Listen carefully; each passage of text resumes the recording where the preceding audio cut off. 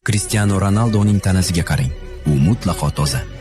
Bu jihatdan u Lionel Messidan farq qiladi, chunki Messi tanasini ko'plab tatuirovkalar bilan bezagan. Ammo nega Ronaldo tatuirovka qildirmaydi? Ko'pchilik buni uning dindorligi bilan bog'laydi. Lekin aslida buning bunga aloqasi yo'q. Ronaldo faol ravishda xayriya ishlari bilan shug'ullanadi. Shu yo'lda u hatto o'zining Ballon d'Or sovrinlaridan birini auksionda 600 ming yevroga sotgan. Bir safar esa og'ir kasallikka chalingan bolaga suyak iligining bir qismini ham bergan. Shundan keyin u muntazam ravishda qon topshira boshlagan. Hatto Madridda bir nechta qon topshirish markazlarini ham qurdirgan. Shu sababli u tatuirovka qildirmaydi. Chunki tatuirovka qon topshirishda muayyan cheklovlarga olib kelishi mumkin.